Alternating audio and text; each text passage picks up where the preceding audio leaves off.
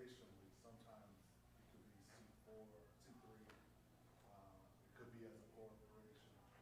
Um, it just depends on what they're doing. But when they do their political work, Yeah. they usually structure under one of the. So they usually have like two different entities. It's not just one They'll have class like, that they fit it'll through. be like a SCIU Political Action Committee. Mhm.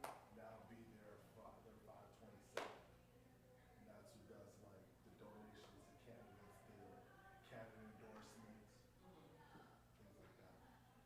Thank you.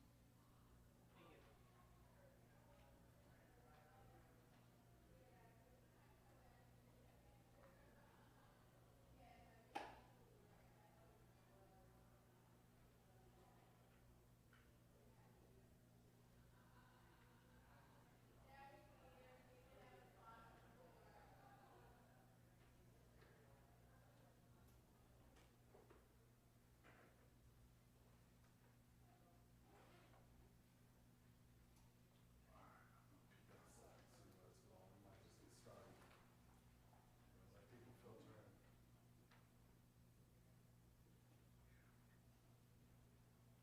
All right, we're gonna get started. Bums me out. To group of four, we did a round of intros, but since we're like 15 minutes in, I think we'll skip that part. But when we get going and you ask a question or want to engage, I'll just ask you to say your name and where you're from, maybe at that point in time. Because part of what we want to do is we want to get to know each other here. So, um, for those who know, I'm Jeremie Greer. I'm co-founder and co-executive director of Liberation and Generation. And you're coming into part 2 of activating political power for liberation. This morning we had a session, but I'm going to go over quickly some of the things we talked about in the morning session. That way we'll hopefully get folks that are coming in on the second session kind of grounded in what we're doing. So just quick agenda so that you know what we're doing. This morning we talked a lot about the why you do political action as a black-led or black-serving organization or organization that serves people of color.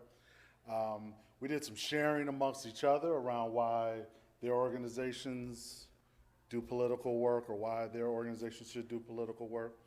We went over the type of organizations that do political work as it's laid out by the IRS tax code. So during this, what's now an hour, we're gonna power through, y'all. I'm gonna get you out of here by 3 because I know y'all got some of y'all want to do some other things when you come to a conference. So I'm gonna get you out of here by 3. So we're gonna power through, and what we're gonna talk about today is, again, we're gonna go a little bit over part 1 for the folks that are just coming in. And then we're going to talk a lot about the lobbying rules, get into the particulars about what you can and cannot do with lobbying. And then we're going to get into the rules around elections and what you can do in the electoral context. We'll stop here and there. Again, what I said this morning and I thought was really enriching, and the group this morning dived right in. You got questions? Stop it. Stop me from talking. We'll answer questions. I might have the answers. Folks in the room might have the answers, but we want to make sure everybody comes out of here with a firm understanding of what we can do. As I said this morning, this website, write it down, boulderadvocacy.org. It is a website that has a lot of information about political activity, all the way down to like what are the rules, what you can and cannot do, how you structure yourself, state-based lobbying rules. So if you're in New York versus Pennsylvania versus Texas versus Georgia, there's information there about the lobbying rules in each state, about the political action rules in each state. So it's just a really good resource. A lot of information that I have came from that website. So, but before we go too deep, I want to talk a bit about myself and my organization, what we do, and why Ron asked me to talk. So I come from Liberation Generation. We're a national movement support organization. We support groups that are building political power in their communities to change the economy, to replace what we call the oppression economy with a liberation economy. And we talked a bit about that oppression economy in the first session. And Ron asked me, because just this year we launched our 501c4 Liberation in a Generation Action. And Ron was like, hey, y'all launching this thing, like, you know, I think folks would like to hear about what y'all were thinking about when you did it.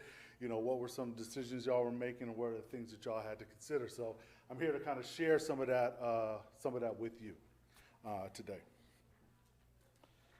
But before we go into that, I do want to go over the things that we talked about in part one. So the big question that we covered in part one is, why would you do political action? You know, there's a lot of, you know, it can be scary. It's like, you know, a lot of people don't want to get into politics. They don't want to get into the political stuff. And one thing that I believe, and our organization believe, is that that our oppression is political, right? It is created through political systems and political structures. Therefore, our liberation must be political as well. We must get in, use the mechanisms of politics that we have at our disposal to change. And one of the reasons that exists is because today we operate in what we call a liberation generation, an oppression economy. And that is an economy that is built through systems and structures to criminalize people of color, to make us vulnerable to exploitation, that it is based on a dual financial system, one that for many white communities builds wealth, and for a lot of black communities extracts and strips wealth. And I think we talked a lot in the first session about people not having access to capital as an example of that dual financial system. We're in a system that seeks to suppress our political power, and it happens in a lot of ways. And then let's be real, the mechanism behind why all this exists is because racism, the existence of racism, is profitable. People can exploit the existence of systemic racism in order to enrich their profits so that they can extract resources and wealth from black and brown communities. And that this exists because American capitalism and our racial caste system were intentionally built to reinforce one another. And they're intentionally built by real people who took real actions. So it's not like this stuff magically came to be. And a lot of that was built through the political systems and the political people that hold political power in this country. So this is the why that we talked about this morning around why you do political action. And that oppression economy that I talked about, it operates in a cycle. That, you know, it starts with that point about racism being profitable, which leads to the suppression of economic vitality for people of color, that it's maintained by the suppression of our political power, which limits our ability to influence the democracy that is supposed to represent us, and hopefully in a future make sure that racism isn't something that people can profit from. What we talked about this morning was that we often intervene here. We provide charitable deeds to people in our community. We provide capital to small businesses. We intervene at the individual level, you know, a lot of poverty prevention kind of activities. And that's good. We should do that. This isn't an or. But where we should activate more is in the space between political suppression and influence in democracy. That's where you begin to see how that political power, that mobilizing a base, and the things that we do can be wielded for systemic change that makes a positive impact in the lives of black and brown communities. So that's a lot of what we talked about this morning. Any questions on that before we go any further? I went through what was 90 minutes of time like that. So I just want any questions on that. That all makes sense to people. Good. So I want to get into, so what we're going to talk a bit about today is lobbying and electoral work as these two kind of, now there's lots of other ways that you can be, that political action can take place. Someone talked to me in the hallway, you know, what if oh, brother right here talked about like starting a political party. That is another thing that can happen. We're not going to cover that today, but we're going to really focus in on lobbying and electoral work. The reason why is because I know we're going to go through a lot of the do's and don'ts, but there's a lot of things that people can do today, I think, in the space of lobbying and electoral work. So that's why we're going to go through that. So what I want to do is what we did a little bit of this morning was a pair share. So grab a partner, someone you know, hopefully someone you don't know in the room, and talk with them about these two questions, which are you doing any political lobbying? Are you doing any lobbying today? If so, what is that lobbying? And if not, why aren't you doing any lobbying? And then also talk about, are you doing any electoral work, really in your professional role? Because we can all do electoral work as us. Like I, Jeremie, can go do whatever I want. I, as Executive Director of Liberation Generation, cannot do everything that I want. So within your professional role, are you doing electoral work? If so, what are you doing? And if not, why aren't you doing that electoral work? So, go ahead. Share what lobbying and electoral work is. Yes. Well, here's what I want to do. We're going to get into that. I'd like you to answer that question with the knowledge you have today. Okay? Thank you. That's a good clarification, though. Yeah.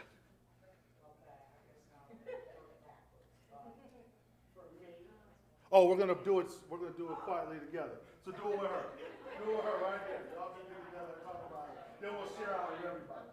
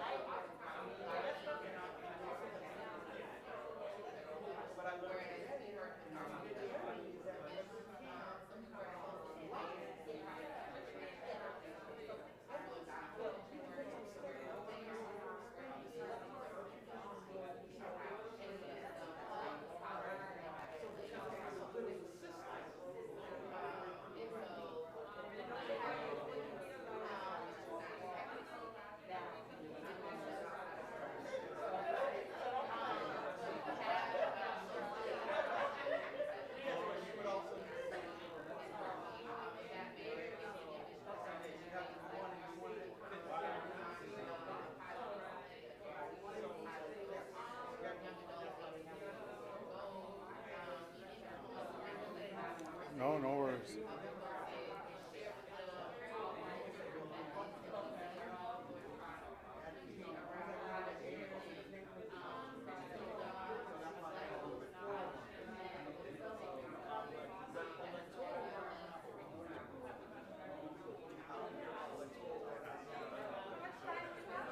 Huh? It's about 3 more minutes.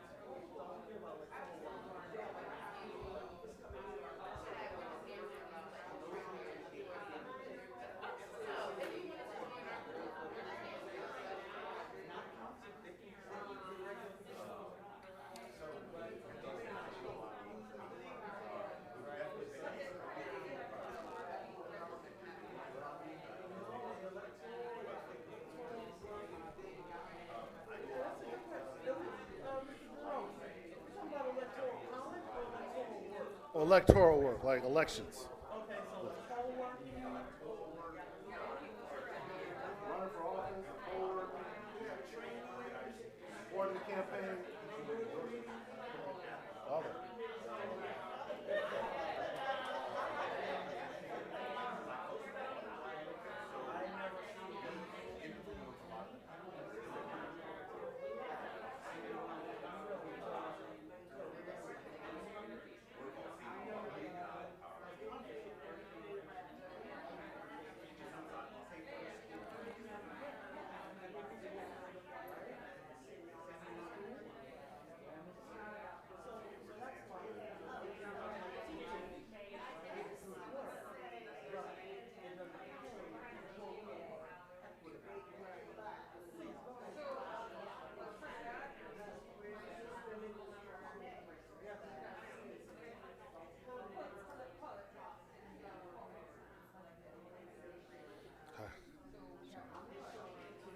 I had to move stuff around because of the.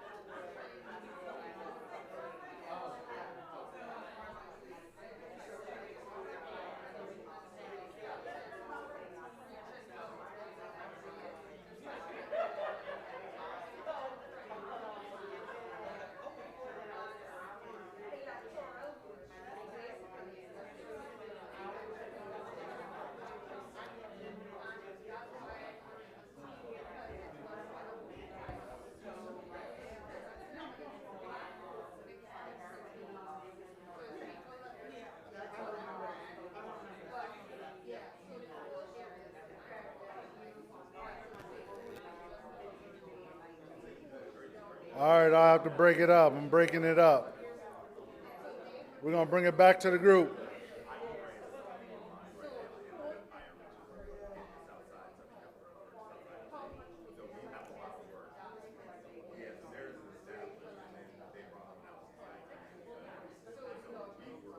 All right, we're going to bring it back together.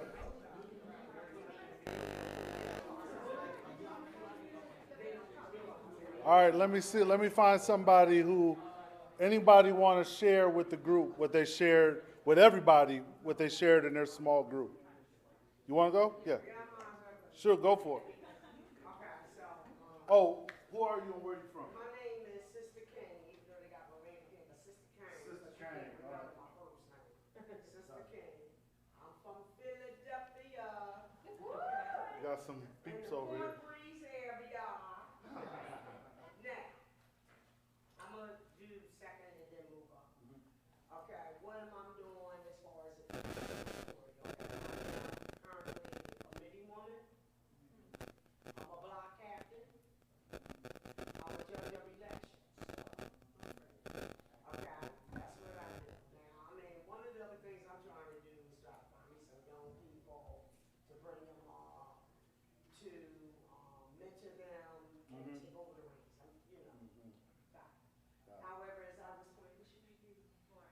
I was telling Lauren, I said, well, Lauren, I mean, like, I'm doing all that. I said, but unfortunately, I don't have the leadership within my board. That has to come forth because all politics is local. People have to understand this is where this began. This is how you build up on that. And because I do not have an effective board leader, is why we continue to get gentrified. You have to understand some of the, look under the skirt and see some of the dependents playing in. We need to, as a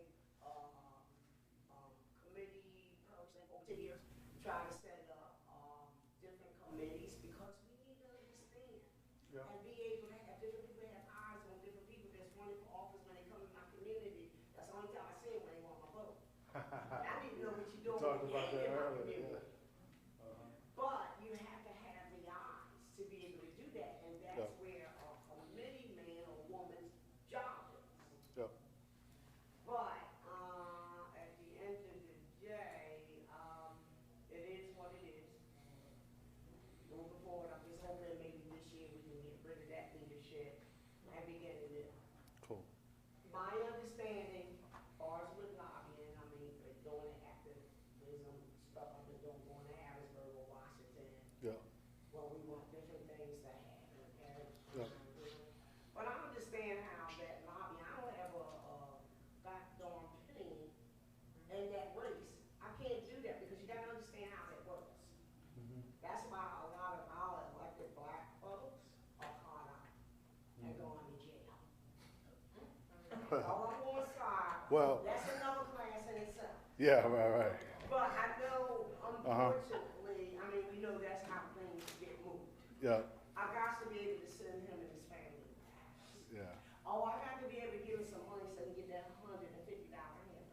I ain't got that, okay? I ain't got that. Well, we're gonna talk about some other ways of doing it. Anyone else want to share? I'll share for our group. So we did a group of 4, and so we did define or kind of made up our definitions so we can have some. Yeah, we'll get the real definition, but you should, Yeah, I want to hear yours. Yeah. But we talked about, so out of the 4 of us, only one person is doing some lobbying, and she's doing it more on local and state Yeah. level, and not federal. And then from some of the electoral work, none of us are doing kind of that electoral work. Did I do that right? All right, it's just true. Individually, we did say we kind of, do some of the work as a person, but not in our Cool. respective organizations. Yep. Cool. Anyone else want to share in the back? I've got a unique perspective to this. This is me and my partner talking. Not doing any direct lobbying work per se, but then we thought of it, and I thought about it. I'm connected to some organizations, I pay dues to some organizations that are doing lobbying. There you go. Yep. National Sustainable Agriculture Coalition lobbies for small, sustainable farmers like myself, competing against the big agribusiness. Yep. Yep. And then, of course, also Federation of Southern Cooperatives, Federation of Southern Cooperatives, which our organization is one of the groups that founded the Federation. That's right. Back in the late sixties. Supports them through membership, and of course, they've always been there. Yep. There's a lot of black cooperatives and black farmers in the Yep. South. And of course, we just kind of got a small victory about being able to intervene. And then I just entered a cohort in the state of Georgia, like, of course, I'm one of these states, if you've got an 1862 land grant university, they typically have these leadership cohorts. Yep. I just participated in one this all That's white right. boys and girls man. Uh-huh. So, we're in there, and they represent the big ag businesses Yep. and all of that, and so, but one co-op, a lot of people, you all may not know this, but the Farm Bureau, if you got insurance from the Farm Bureau, they're a co-op. And so, and they have a lobbying group in DC, down Yep. on those letter streets. We spent a week down there, just learning how to sauce this thing. Yep. They got a whole building full of nothing but lobbies. Yep. And that's how those big white boys are able to get a lot of their farm money. Yep. And so we learned a lot, it's just that we spent a week just learning the process in that experience. Yeah, that's a good point you made. You may be paying dues to organizations that are lobbying. As a dues-paying person, you'd want to know what they're lobbying about. Make sure they're lobbying about things that you care. I'm gonna take one more. Oh, I thought you were raising your hand. One more. Go ahead. So currently I'm lobbying for trying to get a food equity plan in Cincinnati. Okay. Just started doing that work, but basically modeling it after what's been done in Chicago and in Boston. But as far as my work with the Homeless Coalition, we did that as well, to the point where nobody was paying attention to us. Then when they saw that we had almost 10,000 signatures, the opposition got nervous and ended up spending $600,000 to go against us. And when the election ended up happening, there was one of the largest elections where folks came out, and it was a mayoral race. More people came out for our issue than they did to elect a new mayor. Oh, that's great. Was there a particular bill, or was that just on the issue? It was just on the issue. C3 lobbying right there. There's no bill attached to it. That's C3 lobbying right there. Totally allowable. Yeah, that's great. I'll get to it in a minute, but Well, no, I still don't understand what were people voting on if there was no bill? What was So, the- it was a ordinance within our Mhm. revenue, so it wasn't necessarily a bill, it was, we need policies around funding and dedicating we have an affordable housing trust fund, we don't have a dedicated funding source. So we wrote an ordinance for them to find a dedicated funding source and gave information regarding that. yeah. So then that was under that C4 portion. Right, but you could do, and I'll get into it in a minute, because it wasn't on a particular bill, they can do it, and it doesn't, it's lobbying, but doesn't count against their lobbying caps, which I'll talk about in a minute. That's a good example. So I'm gonna move forward so we can get through it. Again, I'm gonna give disclaimer to this room. One of the best TV lawyers ever, right? I'm not one of those people. I'm not a lawyer, okay? So I am an executive director organization that has had to navigate these waters, but if you have very specific questions for your organization, you should find a lawyer that can answer those questions for you. I'm gonna go through this quick because we don't have a lot of time. So I talked a lot about the oppression economy. What we at Liberation Generation, we want to build a vision of a liberation economy that is different than the oppression economy. One that is built to meet the beneficial needs of black and brown communities. One that is built to undo the harms of racism before. And we think the core pillars of that are really simple. You know, I've been doing this work a long time, and the constant thing I hear from folks is they just want to have their basic needs met, right? They want to be able to pay their bills. You know, they want to have safety and security, not just safety and security in their community, but in their financial situation. They don't want, you know, one incident to put them in the poorhouse, right? They want to be valued. People want to be valued, whether that's through their job and their composition and the work that they do and the way that they work together. And then finally, they want to belong. Right now, we don't belong. There are economic systems that are for white folks, just to be frank, and then there are economic systems for the rest of us. And they aren't equal, and they don't serve us all in the right way. So there's a lot underneath that, but that I can't go into because of time, but I just wanted to lay that like what we're talking about in undoing oppression economy is building towards something different. And what I want to say about this, around that liberation, is that we as black folks, black leaders, have this vision. We know what it is, right? You know, Martin Luther King talked about there's nothing new to poverty. What's new is that we actually have the resources to get rid of it. I mean, this is the richest country in the world. You know, a dude just shot himself into space, God's sake. Like, two dudes just shot themselves in space. We got resources to take care of all these problems that we have. It's just that we have the political will, and the question of what political will is actually within us, not within the people that we often point at, which are the politicians and folks like that. So I just wanted to say that. So one, to ground us some more, I've been using terms from the earlier session. A 501c3, so again, the IRS regulates nonprofit entities because the way the nonprofits are set up, you don't pay taxes to the federal government. States also have regulations around entities. The entities are a 501c3, which is a charitable organization that the donors that give to that organization are able to write those off on taxes. There are certain restrictions that we'll get into in a minute around the lobbying that 501c3s can and cannot do. The other is a 501c4 organization. A 501c4 organization is a social welfare organization that can do some level of lobbying and can do some level of electioneering or electoral work under certain parameters and guidelines within the IRS code, okay? And we'll go into some of that now. So when I say a C3, I'm talking about probably many of you that are nonprofits are structured as a 501c3. We talked about before, like if you're a limited liability corporation, an LLC, none of this applies to you. You're a corporation, right? You're a corporation that can glean profit and would have to pay taxes on that profit. None of this applies to you. You can do all the politicking you want. This is really for nonprofit organizations. And then the last one, which we're not going to talk a lot about, and the reason why is because we talked about in the first half, The resources needed to create a 527 organization, political organization, unfortunately, are really hard to get and don't often rest in our communities. There are some out there, like I said, there's a Black PAC political action, the Black Political Action Committee.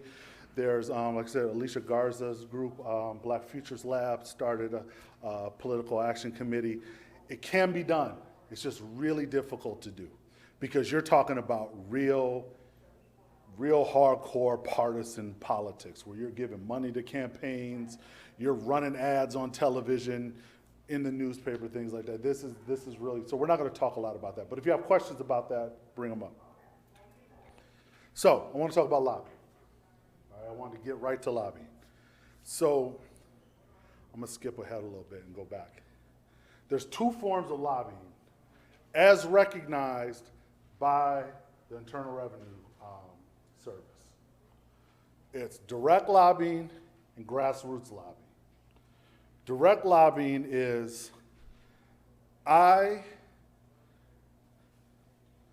you are a member of Congress, I am coming to you. I am coming to you, and I am asking you to vote for or to take some action on a specific piece of legislation or a specific piece of policy.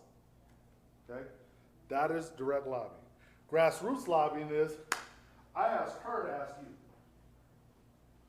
Get it? So when you see those calls to action, I'm sure you've gotten them from like the NAACP, the Urban League, whatever organization you're associated with, the co-op organization that you're a member of, or the Black Farmers Association. Call to action. Call your member of Congress and tell them to vote yes on blah, blah, blah, or tell them to support funds in this bill, blah, blah, blah. That is grassroots lobbying. Now, there's two forms of lobbying going on. Say I'm the Black Farmers Association, and I made that ask of all of you, and then you all did it. I am doing grassroots lobbying. The action you all take is direct lobbying, right? You all have taken a direct action to the member. So there's two identified forms of lobbying: direct lobbying and grassroots lobbying. Now, there's some parameters and some exceptions that I'm going to get to right now that are important to note around these things. There are some exceptions to the lobbying rules that are important to note. The first is, and please stop me and let me answer questions if I'm not clear. Nonpartisan analysis, study, or research that presents all sides is an exception, and it is not lobbying. So, I write a research report on Black farmer co-ops. I present the issue. I say that there's something in it and there's a disagreement. Some people think this, some people think that. I present that to a member of Congress or to a state legislature. That is not lobbying. That is called education. Okay? So when you produce products that are presenting an issue from all sides, you're not like talking about Democrats like it for this, Republicans like it for this. If you're not doing any of that, that is not lobbying. And you can do an unlimited amount of that. There's no restriction on doing that. Yes? Yes. Yes. Unfortunately, that is what we're working at. Yeah. So like if you say Republicans think this, Democrats think this, on both sides, that's fine. If you say Democrats think this, Republicans think this, and they're wrong, now you're lobbying. Okay? Now you're lobbying. Because you took a position. It's not all sides.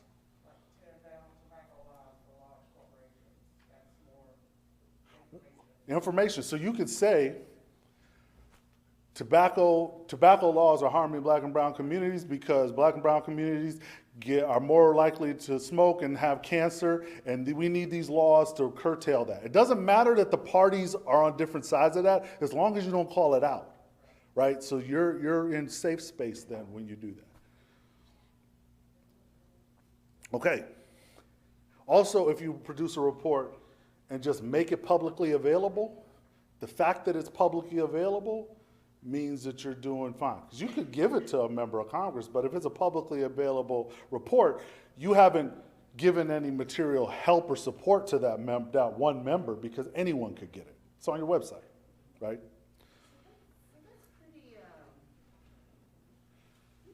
loose. Oh, it is. This is what I mean. You can still do what you're not supposed to do if you just do it within the parameters of what Yeah. you just described. So what I'm saying is, if you're worried about getting in trouble, you won't, as long as you do that, right? Like, that is not considered lobbying. There is no limits. Now, if you do the thing that I said, where it's like, okay, now they're wrong and they're right, just make sure that you account the time you did to produce that report as lobbying. You can still do it, you just have to count it as lobbying. If you don't do the other thing, you don't have to count it as lobbying. The other thing you can do is, you can produce produce responses to written requests for assistance from committees or other legislative bodies. So, Nancy Pelosi asks you to produce a report on something, and asks you to do it in written form, which could be an email. You produced a report for Nancy Pelosi. Not lobbying. It's not lobbying, because they asked you to do it. When they ask you, when a committee or a legislative body asks you to do it, then it is not lobbying. Yes. If the committee asks you to testify at a hearing, Not lobbying. and Not it lobbying. doesn't matter if you take a position when you're. It doesn't matter what you say after that. Yep. Doesn't matter what you say after that. I mean, it matters, of course, for other reasons, but not for the purpose of lobbying.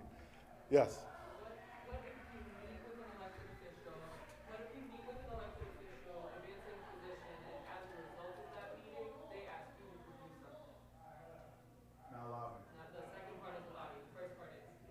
It depends. If you're meeting with them on a particular bill, it is. I'm gonna get into it in a minute. If you're meeting with them to talk about broadly about issues, it's not lobbying. So, if you want to meet with a member of Congress about police violence, that's not lobbying. You're talking to them, you're educating them on police violence, even if you initiate it. If you're going there to talk about the George Floyd Justice and Policing Act, now you're lobbying, right? So you have to talk about something more specific and exclusive Soon, that has already been presented or being proposed, on those, whatever floors, rather be state, Congress, yeah. whatever. If you're talking about specific legislation or a specific policy change, you're lobbying. If you're talking about an issue more broadly, you're not lobbying. But even if you talk about that broad issue and it reaches into something specific, now you're lobbying. So it's just a thing to be careful about. And why am I being? Well, you don't have to be careful about it. I missed this, I'm sorry, because I didn't take you before. Why, would I need to be mindful, careful? Oh, it's just I missed that. in how you keep records. So you and I'll talk about it in a minute, you have to document your lobbying. So if you go to a meeting intending to be broad, but then it dives into specifics, then you should probably log that hour meeting as lobbying. Okay, so you're saying. Yeah. Conference at part of the organization, I mean, Yeah. without person. Oh, personally, you can do whatever you want. Okay, that's all I want to make sure. Again, none of this applies to us as individuals. It only applies to us if we're acting in our professional role. I got you. I'll go on. If you're a neighborhood member of whatever, you do whatever. Yeah. Yes.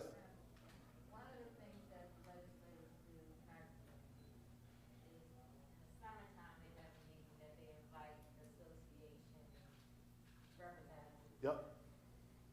And the last time, I didn't say a lot, but I was listening to you. I said, well, they weren't there. So I said, this time, you need to pay attention to what's happening when they had that meeting. You need to go prepared with that ask.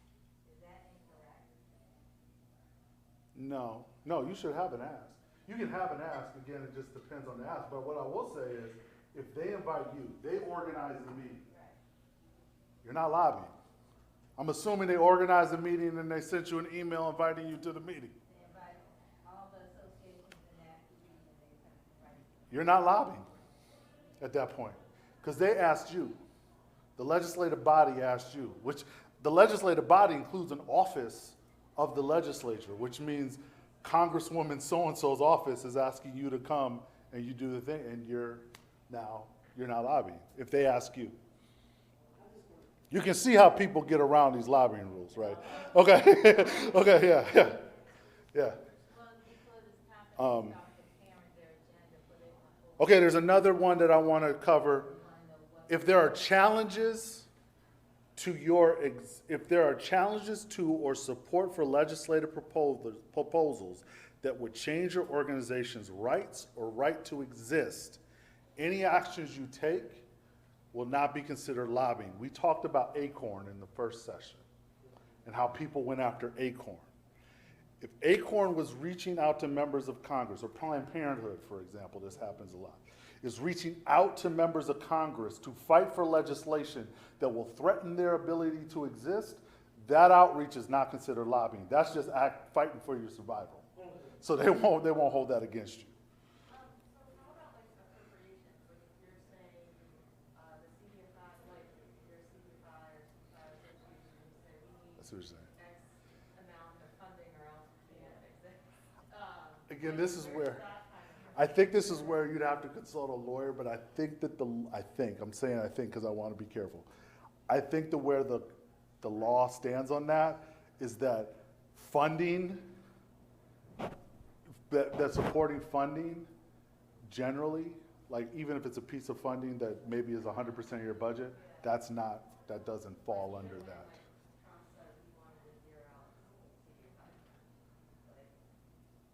Again, I think I don't think I don't think it allows that broad. I think if it's like if you're being targeted, yeah. I think it's like if you're being targeted specifically, then you can. So if your organization versus your like class organization. Yes, yes, yes. And then the last is examination and discussions, and this is what I was talking about. Examinations and discussions of broad social, economic, or similar problems. So if you're going in and talking about policing or police violence or about the experience of black farmers in the South, even if you initiate the interaction, it's not considered lobbying because you're talking, but once you get to specific, so say, I'm here to talk about the importance of black farmers in the South. You know it would really help black farmers if you support this legislation. Now you're lobbying. There's nothing wrong with it. It just changes what you have to do from your own accounting standpoints. Any questions on this before I go into, yes? It might come up because I feel like I just saw dollar signs. Oh, yeah. But is so this is only for, what if I'm like a volunteer for an organization? That counts? It's not about an exchange of money at any point? Yeah, if you're doing it on behalf of an organization, it's that organization's lobby. It's not yours. So we have to know as employees of organizations, if we're acting in a professional manner, and I'll get into it in a second, organizations have lobby limits, not individuals.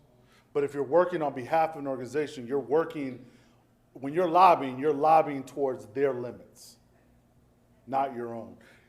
Only people that have to track their own limits, their own stuff, is actual registered lobbyists in the legislature, which I'm assuming nobody here is. If you are, there's probably a different session you should go to.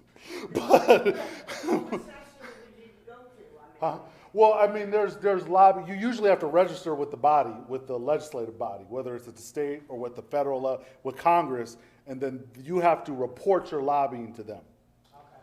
What I'm talking about is organizations that have to report their lobbying to the IRS. Yeah, so you work for an organization. So this is a good segue. We'll get into this. So there's a couple tests, but this is the one that most organizations use. So for a time, I'm only going to focus on this. It's called the Expenditures Test. So the IRS sets lobbying limits on an organization based upon their expenditures for lobbying in their budget. You know, the budget that they put on their 990, which is what they give to the IRS.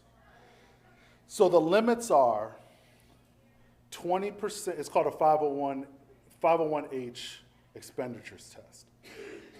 The limits are 20% of the first $500,000 of expenditures. Now, not $500,000 of budget, $500,000 of expenditures, of all your organization's expenditures. So you could imagine an organization might be of a certain size, but they may not spend $500,000 a year. They may be putting money in reserve, or they may be putting money out in other ways. It's only about your expenditures, so 20%. 15% of the next $500,000, so $1 million in expenditures. 10% of the next $500,000, so $1.5 million. And then 5% therefore all the way up to $1 million That you got paid to go. in expenditures. The total limit is $1 million. You can only, the cap for lobbying is $1 million, which means you would have to be a $17 million organization to hit your limit, your lobbying limit. So I say that, and then I'll get it. Here's what you caught. This is how you could calculate that, right? So for an organization that has $500,000 in expenditures, their limit is $100,000 in lobbying. With all those exceptions that I just talked about, right? So those are all things that don't count against this limit. Now, what do you ask, what are lobbying expenditures? So if you hire a lobbyist to go up to the state capitol, the money you pay that lobbyist is an expenditure, is a lobbying expenditure. So say you pay them $10,000 for the year to represent you to get these bills passed in the Pennsylvania state legislature. What you pay that lobbyist is the expense, not what they paid. They may pay a whole bunch of other expenses in the meantime. All that you're responsible for is that $10,000 you paid them. Now, if your own staff are lobbying, this is where you have to have the accounting infrastructure to handle it. You have to pay for you have to recognize their time as expenditures. So, you go to the Hill for an hour-long meeting. Takes you half hour to get there, half hour to get back. That's 2 hours, right? That person has to log that time as lobbying, which means if you have a timesheet infrastructure, you don't want them to log that as lobbying hours. Why? So that you can report that time to the IRS as an expenditure. Well, why would you, if they're not a registered lobbyist, why would you need to report it as that? Couldn't it be advocacy or something else? Like, why would you need to recognize it as lobbying? Because if they're doing a lobbying activity, the IRS recognizes it as a lobbying activity. Say they're going up there to ask a member of Congress to support an appropriations bill that will fund affordable housing. You have to log that time that they went to ask for that bill to pass as a lobbying expenditure for the organization. And I'm trying to understand the if part of that. Like, how would you know to recognize whether it's lobbying or just advocacy if it's someone who's just on staff and not? If they're doing one of these two things, direct lobbying or grassroots lobbying. Got it. Okay. Yep, one of these two things. Again, it must refer to a specific piece of legislation and express a view on it. Got it. Thank you. That's the key with the law. Yep. And this applies to 501c3s and 501c4s, because LLCs they have an unlimited capacity to what they can. Yes, they don't have to do any of Yes, this. the 25. They don't have to do any of this. And actually, even 501c4s, I'd say it's probably good practice to track your lobbying, but they have an unlimited lobbying, a 501c4 does.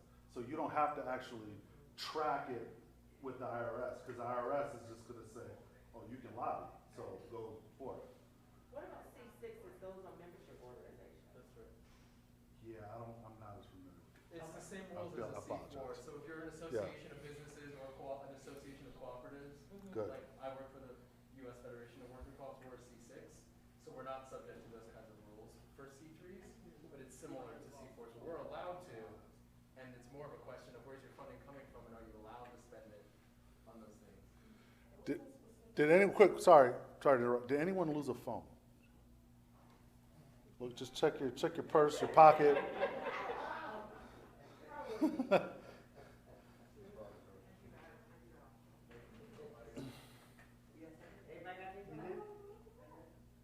you going through the registration today? Whew. Mystery solved. Good. All right, sorry, there was a conversation I just interrupted. Go for it. Go ahead. Is it? Well, I asked him what was the distinction from the C6 from the others, and then I had one for you about, you were talking about time, watching your time, clocking your time, but I don't see anything that states how much time you guys are talking about. I see numbers now. Yep, I'll give it to you, so go ahead. It's very, so there's 20-something different 501c designations under the IRS. Most of the ones we're talking about are going to be C3s or they're charitable, but there's like 20-something other ones. C4s and C6s are basically governed by the same rules. The difference is that a C4 is just like any individual can contribute to it. A C6 is like a chamber of commerce or a trade association. So it's corporate members instead of individual members. And by corporate, I don't mean like Wells Fargo. It can be a cooperative as a business. It can be a bunch of LLCs or whatever. Yep. Or a bunch of nonprofits that form a C6. So you're allowed to do all kinds of everything. It's much more permissible because the money you're receiving isn't a tax write-off. But by virtue of being a 501c anything, you're not taxed the way an LLC or a corporation would be. So there are benefits toward like when we close out our books at the end of the year, you don't got to pay money on that the same way that if it was a cooperative, you would have to. To your question on, so I said time.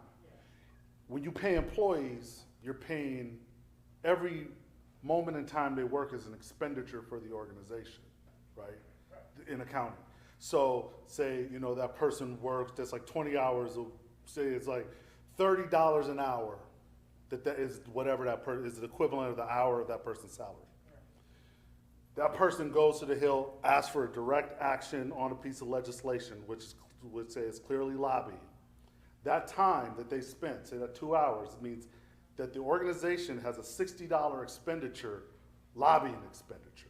And that's what you count towards these lobbying limits.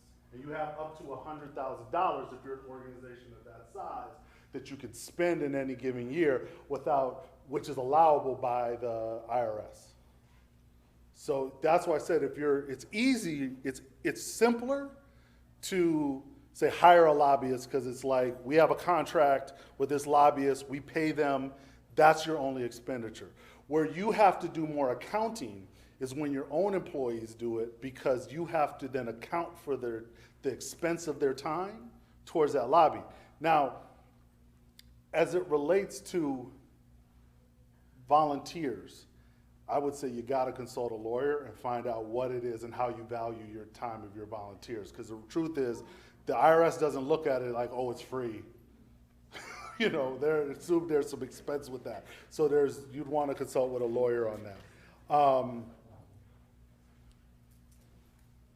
And got a question here. I just had a clarifying question on the specific, on the draft. Yeah. You're saying, I understand if it's like this specific act, like you should pass it, but if you're saying like this is a problem, there should be a policy to address it, but you're not talking about specific legislation, is that still? I've operated that's not allowed. Okay. Unless you ask for a specific piece of legislation. Now, if we work with an office to develop that legislation, I would count those hours of lobbying, even if the legislation doesn't exist yet. Right. But if you're working towards creating legislation, I would count that as lobbying. The other thing that you want to know is all expenditures. This isn't just time. Like I said, you catch an Uber to sit, count that. If you're writing a report that is would be recognized as a lobbying report, count the hours that you took to write that report.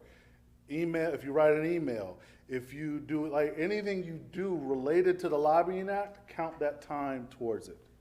Okay, I have two questions. One is sort of basic, the other one may be beyond the scope of this, but the first one is just to be super, super clear, all of this is only for federal lobbying.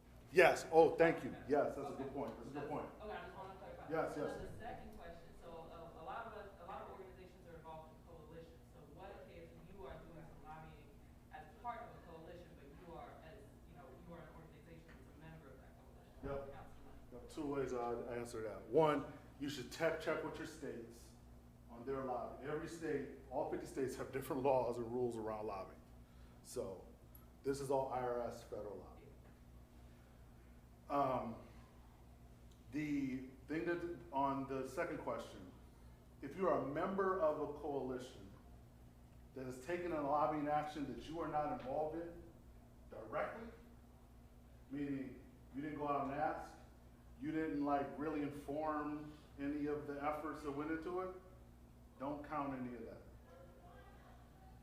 If you helped inform the efforts that led to an action, count that to be safe. Because that goes into that grassroots, It's right? grassroots. Right, okay. It's grassroots. If you are a member of the coalition that then took action, that's direct lobbying. So that's how I would think about that. Yeah. Okay, I want to say, Do you have a sense of the threshold of risk in terms of, from the IRS perspective? Are they like, you're under $500,000 as an organization, we're not looking that closely, but So, like, do your due diligence. let me say this, and again, I'm not your lawyer. Let me tell you something. The IRS is woefully underfunded. Yeah. Let's just be real. Woefully underfunded. They are not day to day digging in the books of nonprofits to see whether they're checking boxes. Yeah. If you're in the newspaper, they might be digging into you. So that's when you got. That's the thing.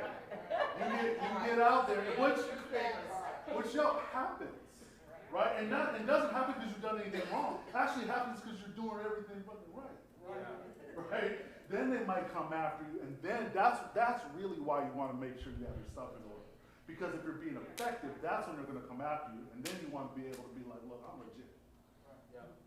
So I have a question about multi-stakeholder cooperatives. Mm-hmm. So if you are a multi-stakeholder cooperative and you have people who are corporations as part of your thing, and they have unlimited ability to lobby, because that's, I mean, when I come up with our organization, most of us are from places that there is zero enforcement of any, right?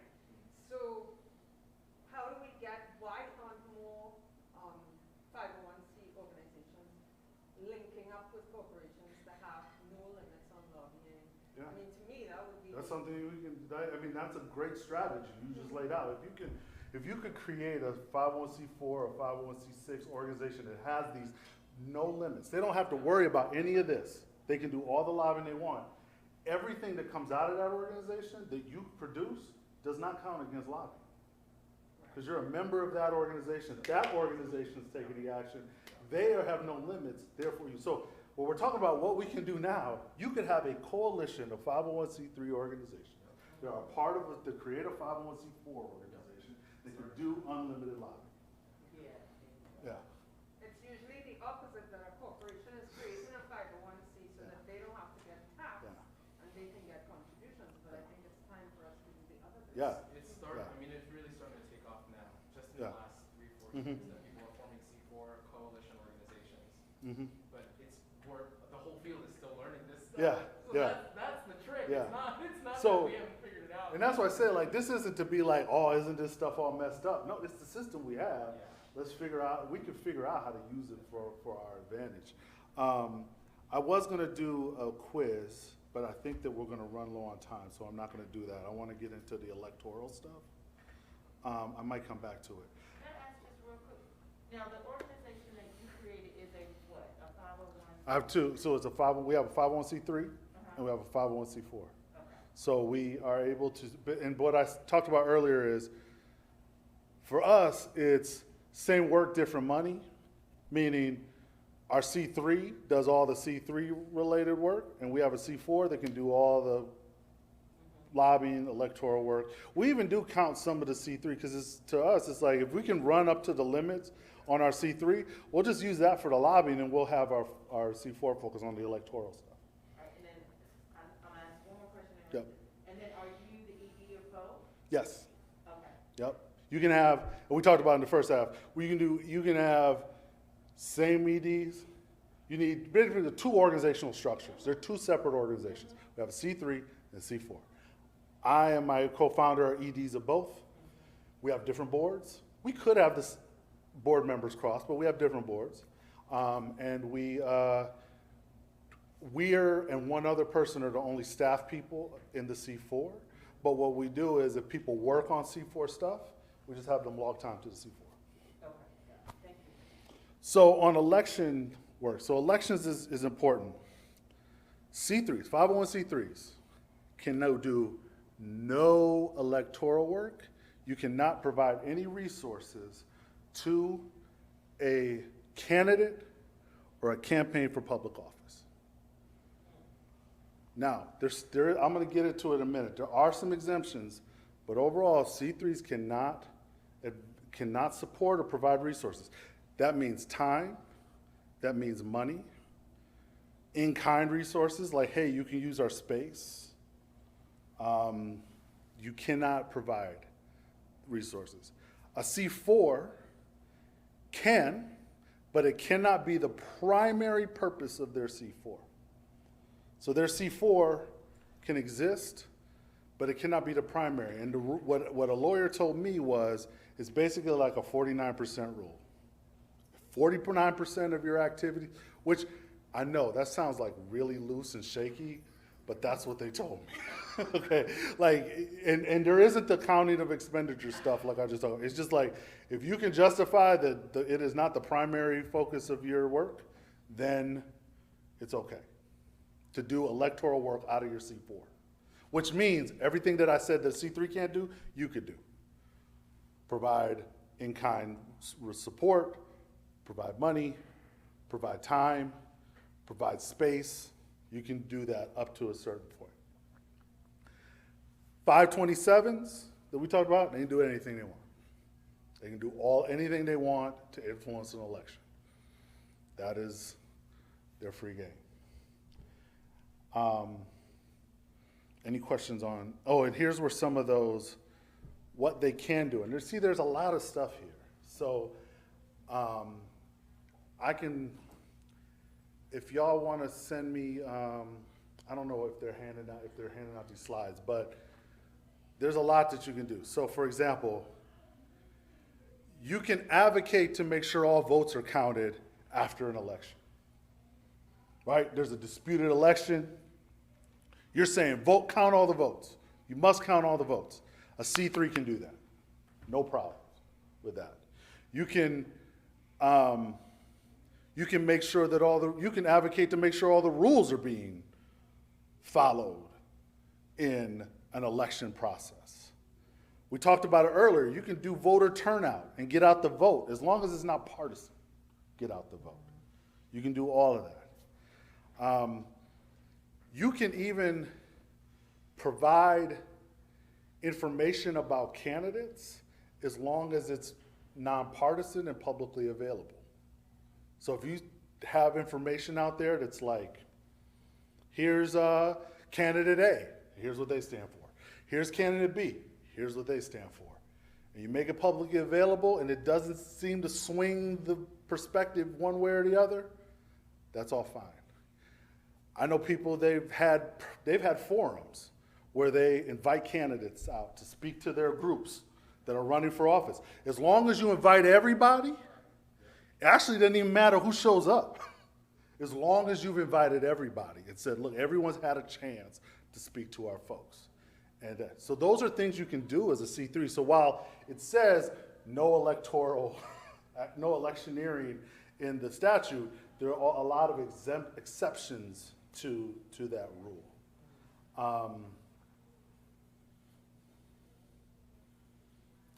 C4s, though, can do a lot of stuff. You can endorse candidates. You can distribute material on behalf or in opposition of a candidate. You can direct contributions or support for that candidate. Like, you can ask people to donate to a candidate's campaign as a C4. You can provide in-kind support, staff time, space, mailing, lists. Sometimes candidates say, hey, can we get your email list? You can do that if you're a C4. You can publicize the names of candidates. You can score them and rate them. There's a lot that you can do. Again, it just can't be your primary thing that you do out of your C4. So if your primary thing you do out of your C4 is lobby, the other half, pretty much half of what you do, could be election-focused work. Or if your C4 does research, which is totally fine to do. You could do it out of your C3, but you could also do it out of your C4. If that's your primary thing, then the other part of what you do could be election work. And again, a lot of coalitions do that. That's how they structure it. Like, mostly what we do is we have a coalition of partners. We listen to what they want. We do and that's all work that they do. And then the other part of what they do is they do election work or lobbying. So there's that. I'm gonna skip through the quiz. So the big thing I wanted to leave you all with, though, is if you're going to start a C4, and these are the questions that we had to ask ourselves, which was, what is the purpose of our C4? Why do we want to do this? Is it for lobbying? If so, if it is for lobbying, is it because we think we'll do more lobbying than what is allowed under C3? Because if you're not going to do more lobbying than what's allowed under C3, I'd say don't bother. It's not worth the headache. Just create the structure within your C3 to do the lobbying, right? Yeah. So, one caveat, just because the kind of questions I'm hearing, I'm like, oh, I wonder if this is helpful. We're allowed, as a C6, to do all of this stuff, and we're creating a C4 anyway. Oh. And the reason is because of accountability to our members. So once we go out and say, oh, we're allowed to endorse whoever, and our members are like, well, but I don't agree with that. Yeah. So there could be internal reasons that have nothing to do with Yes. the government for why you That's a good one. create separate organizations Yeah. so that you can pursue your agenda and your politics Yeah. without having to reach consensus among Yeah. your grassroots members if you're accountable. That's a good point. Yeah, because it might not be, the reason might not be one of these. Yeah. It might be something completely different. But you have to ask yourself why.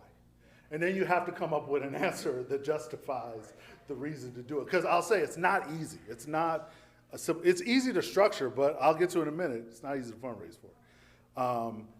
Elections, if you're going to do elections, partisan elections, I mean we're going to back candidates or we're going to assess candidates, then you should probably start a C4 because that's the way you're going to. Because if you try to do it in your C3, you're going to put out milquetoast stuff that's going to make you feel like it's not really going to have the impact that you want. But another big question though is how are you going to fundraise for it? Because again, it's different money. You're used to going to people, if you're a C3, that are like, oh yeah, I'm fine giving you money, and then at the end of the year, they take that donation they gave you and they write that off on their taxes. They can't do that with a C4. So you gotta find people with different intentions with their money. And it's usually people who want their money to be in politics. They understand the political reason to spend their money, to give their money to you, and they're not looking for a charity, and often they're not even looking for attention. Because that's the other thing about a lot of C3 donors. They want attention, when the banks give you money, they want you to plaster it on something and put it out so that everyone knows that whatever bank gave you money. These folks that do this usually don't want that. Because they want to support you, but they may not want to be totally associated with everything that's happening. So you just got to know, it's just there's a different motivation behind C4 funders. So you should have at least some semblance of a strategy. And I'll tell you, it's hard. It's hard work to raise money. Now, one way you could raise money, as you said, in a membership dues that come in are totally legit way to fundraise for a C4. You had a question? Yeah. And I'm almost at the end. You are. I know. So many more questions.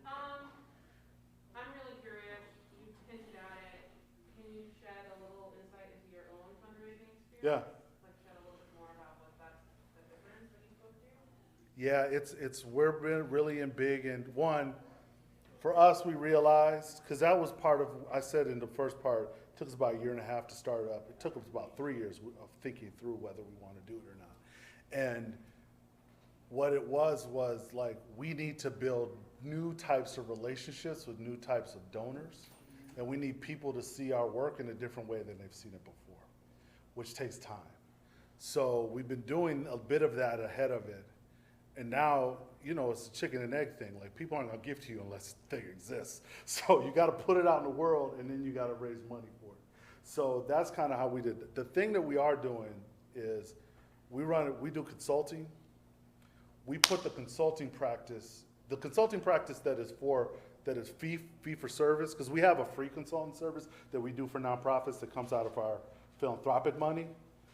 But for the fee for service, we put that in our C4. That way we could use that as money for the C4. Because if you earned revenue can be a C4, allowable C4 set of funds. So that's how we're doing it.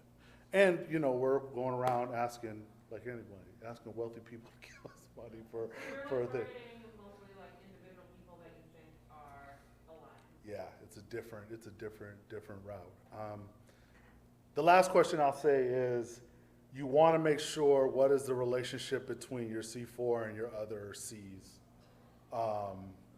Because you're going to have to build, and this is where you need to get a lawyer involved, the structures and systems to facilitate the cost sharing agreements, non-discrimination stuff, like all this stuff that you have to develop in order to say, so that you know that you got all your stuff in order.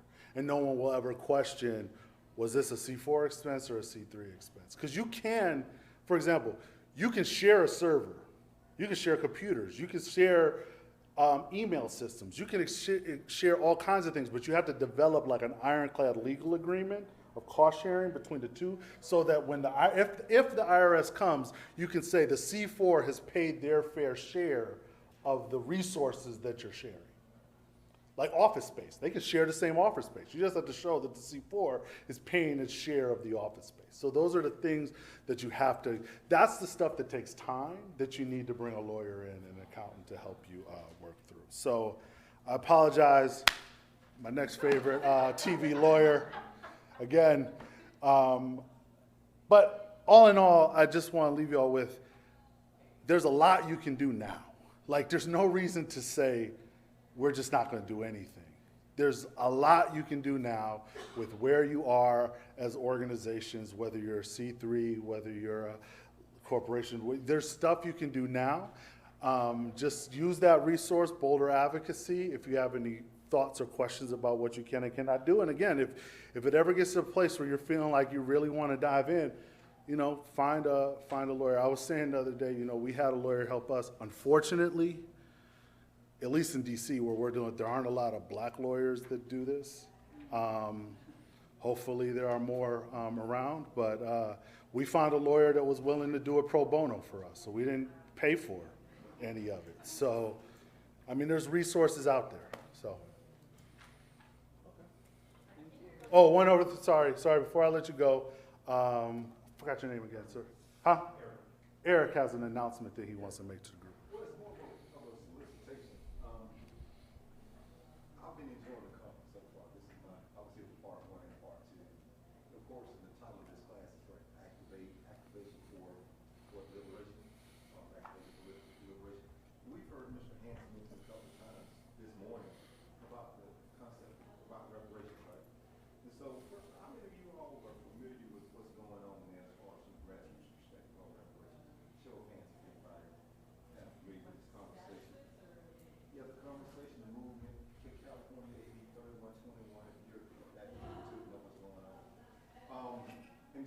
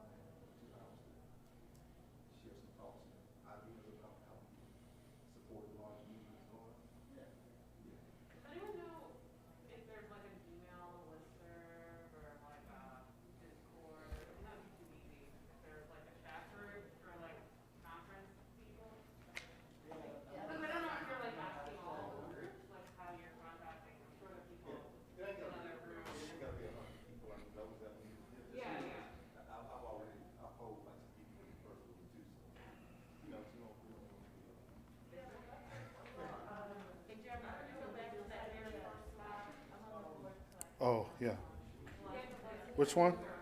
The first slide? Sure. Yeah, sure. I'll shoot it to the thing. Yeah. Wait, the first slide? It had the website. Oh, yeah. Gotcha. Yep. I know which one you're talking about. This one. Oh, and let me give you my email address. It's Jeremie, Jeremie,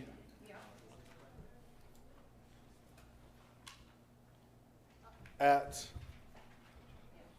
liberationinageneration.org.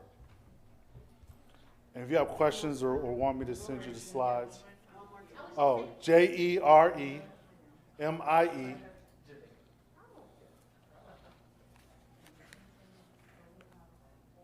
at liberationinageneration.org.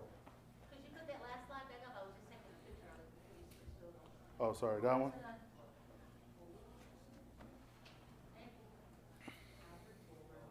Earlier slides around the operation economy Oppression guy? framework. It's in this deck. Yeah, where are you pulling that framework from? Is that something that you came up We with? came up with it.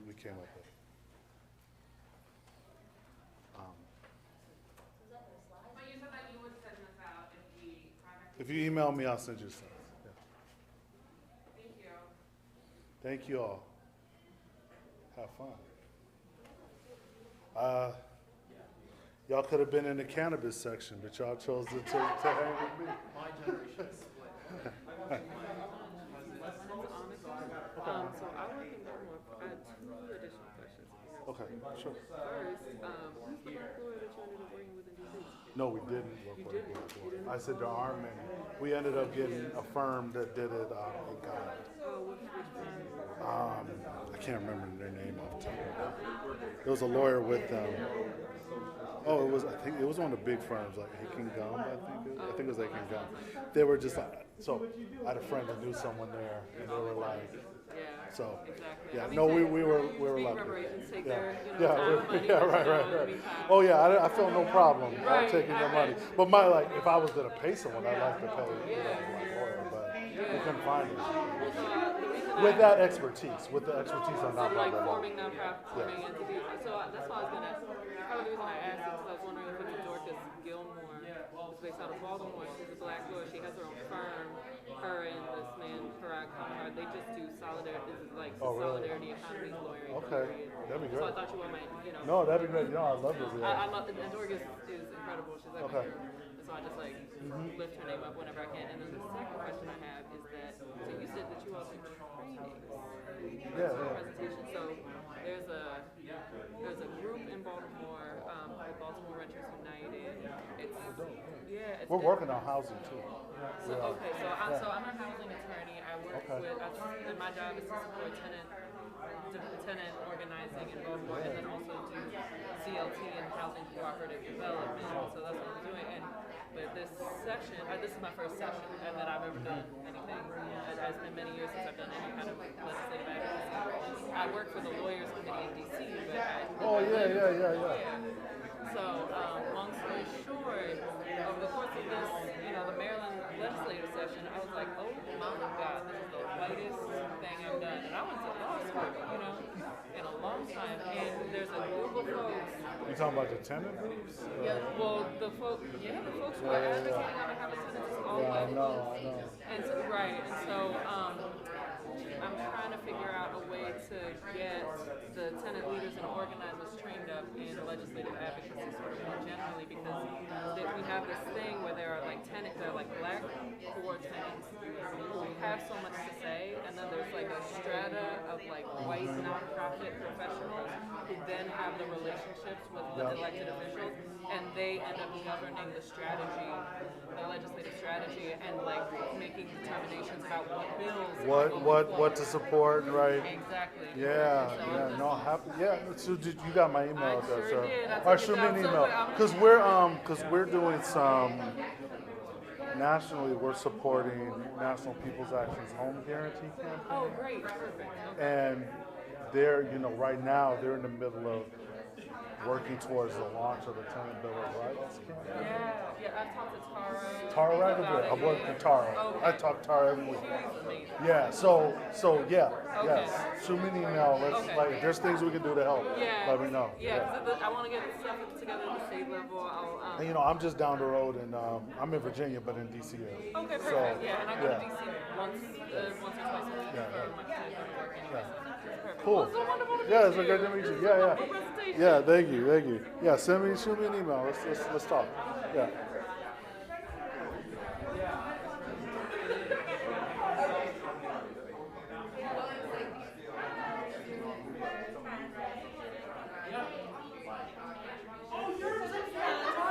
Huh? I'm gonna reach out to you for the presentation. Okay. Yep, shoot me an email. I'll forget if you don't shoot me. Yeah. Yeah. So I'm Jillian, I'm from Trinidad, Greer, Yeah. Trinidad, but we formed this kind of Pan-African Chocolate and Cocoa Association. So we're teaching farmers in Cote d'Ivoire and Ghana how to make chocolate.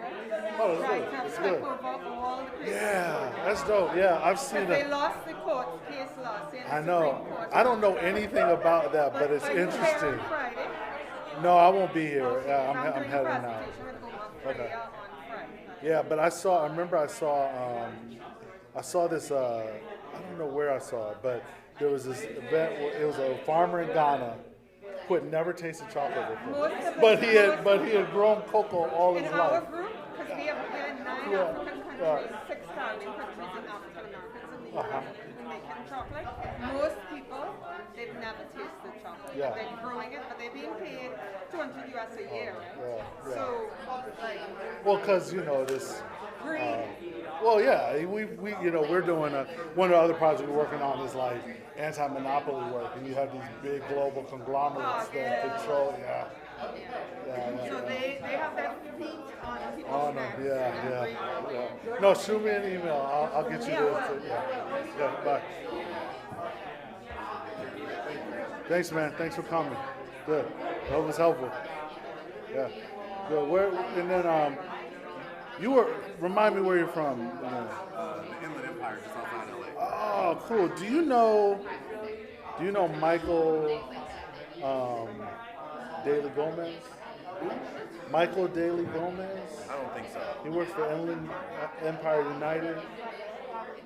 Oh, I think I met him with They're like one of those Joseph California. Williams.